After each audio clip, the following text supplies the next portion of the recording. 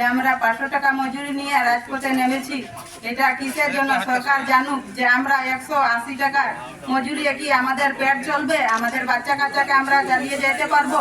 School খরচ দিব নাকি নিজে খাবো, না ঘরের রেশন পাতি খরচ তুলবো? এটা আমাদের বহুত কঠিন হয়ে গেছে। এই জন্য আমরা এই রাজপথে নেমেছি। 500 টাকা মজুরি মানতে হবে, আমাদের দাবি মানতে হবে, দিতে হবে। এটা সরকার জানুক যে কেন আমরা 500 টাকা মজুরি চাইছি। আমাদের কষ্টের কারণে আমরা কষ্ট দুঃখ, আমাদের বাচ্চা কাচ্চা যখন আমাদের কাছে স্কুলের খরচ চাইতে আসে যে বাবা আমাদের মা আমাদেরকে ফিস দেয় স্কুলে, আমরা তখন দিতে পারি না, তখন আমরা নিজে মাথা নিচু করে থাকছি। কেন? এই কারণেই আমাদের বাচ্চা কাচ্চা পড়ালেখার কারণে নিচে নেমে যাচ্ছে আর এগোতে পারছে না। এটা সরকার বুঝুক যে চা শ্রমিক কত কষ্টের মাঝে আছে। 180 টাকা মজুরি, এই যে 5% মজুরি দিলে আমরা মানবো না কিছুতেই। আমাদের দিতে হবে 500 টাকা মজুরি। 500 টাকা মজুরি যদি দাবি না করেন তাহলে আমরা আবার রাজপথে নামবো, আমরা আবার লড়াই করব। বাংলাদেশ জিন্দাবাদ। আমি এই যে বলতে যাচ্ছি, আমাদের যে চা শ্রমিক, আমরা এক টুকরি দুটি পাতা তুলে চা বাগান বাঁচাতে চাই, কিন্তু আমরা এক টুকরি দুটি পাতা তুলি, এরপরে এক টুকরা পেঁয়াজ এক টুকরা রুটি খেয়ে আমরা এই বাগান চালিয়ে যাচ্ছি, কিন্তু কোনোভাবেই আমরা সাহায্য সহযোগিতা পাই না। এভাবে যদি বাগান চলে কিভাবে আমরা বেঁচে থাকবো?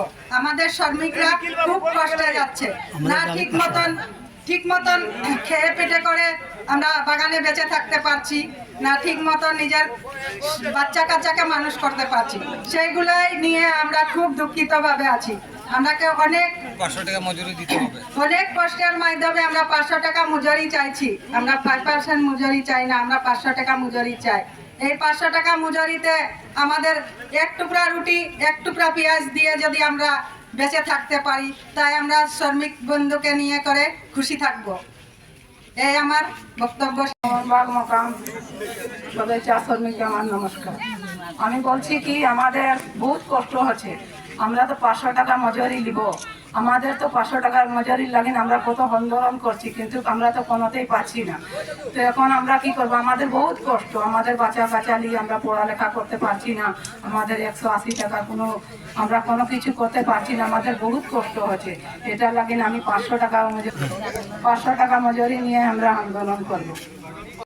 আমাদের পেটের জন্য লড়াই করছি, আমাদের বাচ্চা কাচ্চা নিয়ে আমরা লড়াই করছি। এই লড়াই আমাদের চলবে। 500 টাকা মজুরি আমাদের সরকার দিতে হবে। আমরা 5% দাবি মানব না, চলবে না। আমাদের এই যে বাচ্চা কাচ্চা নিয়ে আমরা কিভাবে ও সংকটে পড়ে আছি সেটা আমাদের সরকারের আসলে জানছে না, বুঝছে না। কিন্তু আমাদের এই রাজপথের যে আন্দোলন আমরা করছি, এটা আমরা পেটের জ্বালাতে করছি। আমাদের সরকার জেনে রাখুন, আমাদের এই দাবি যদি না মেনে চলুন তাহলে আমরা রাজপথে আবারও নামতে রাজি হব। আবার চলবে, আন্দোলন চলবে, ঘোষণা চলবে। আমাদের দাবি 500 টাকা দিতে হবে। তাই বলে আমি সংক্ষিপ্ত